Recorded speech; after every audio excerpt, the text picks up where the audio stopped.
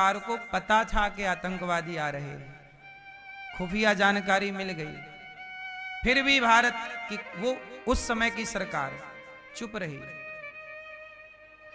और आतंक हमला होने दिया।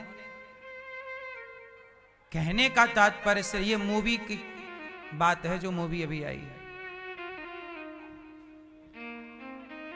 कहने का अर्थ ये है कि बताइए, भारत में रहकर के, भारत के सरकारी पदों पर बैठ के, बड़े बड़े मंत्रालय में बैठ के कुछ मंत्री पाकिस्तान से मिले थे कि नहीं?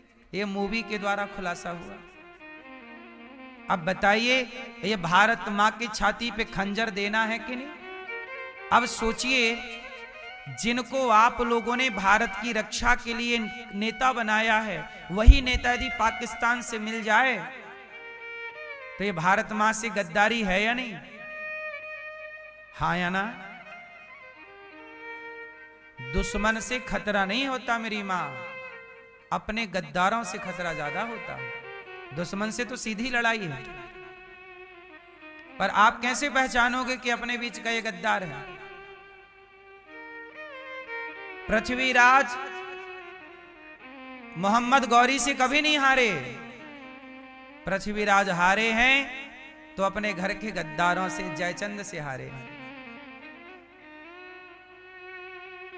इसलिए राम को वनवास भेजने वाले गैर नहीं थे, अपने घर के ही गद्दार थे। जिस अयोध्या का नमक मंथरा खाया करती थी, जिस अयोध्या की रोटी मंथरा खाया करती थी, जिस अयोध्या का पानी मंथरा पिया करती थी, उसी अयोध्या के प्रति जहर घोला के नहीं कैकेयी मां के मस्तिष्क में? बोलो, पूरा खेल किसका है? मंथरा का। मंथरा ने जहर भरा है कैकेयी मां के दिमाग में, और ये वही मंथरा है जो अयोध्या की रोटी खाती है, यहीं का खाती है और यहीं तोड़ने का।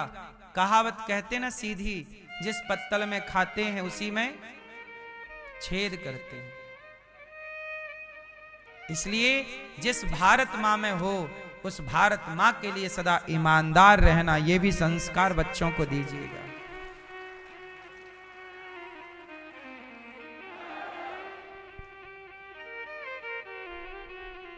भारत से गद्दारी नहीं,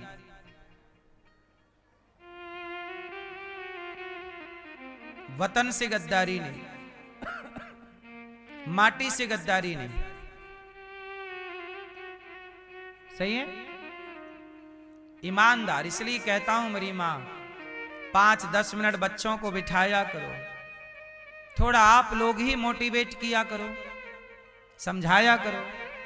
अब आजकल ना माँ बाप बच्चों को तनिक भी टाइम नहीं देते, दिन भर मोबाइल, दिन भर मोबाइल। जैसे तुम उंगली से सरका रहे हो ना रील, ऐसे तुम्हारे हाथों से तुम्हारे बच्चे भी सरक जाएंगे एक दिन।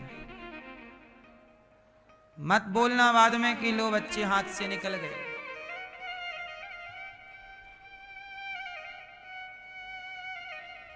समय रहते जाग लो, उठ जाग मुसाफिर भोर भई, अब रैन कहां तू सोबत है। जो सोबत है वो खोबत है, जो जागत है वो पावत है।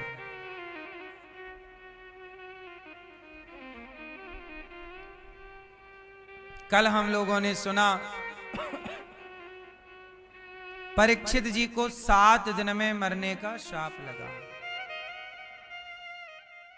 परीक्षित जी ने कलयुग को रहने के 4 कमरे बनवा दिए। द्यूतम पानम स्त्रियः सूना यत्रा धर्मस् चतुर्विधा। कलयुग कहां रहता है? जुआ, द्यूतम। आप लोग जुआ खेलते हैं? आप लोग मंदिर में घंटा बजाने वाला कोई नहीं है, शराब की दुकान में भीड़ लगी है। अब बताइए, जब धर्म का पाठ आप नहीं पढ़ेंगे तो आपका धर्म कम होता चलेगा, आपकी संख्या कम होती चलेगी। और देखो उनके देश बढ़ गए, तुम्हारा जीरो है। हाँ या ना? मंदिर सूना सूना रहेगा, भरी रहेंगी मधुशाला। पिता के संग भरी सभा में नाचेगी घर की बाला। एक ऐसा कन्यादान पिता ही कन्या का धन खाएगा।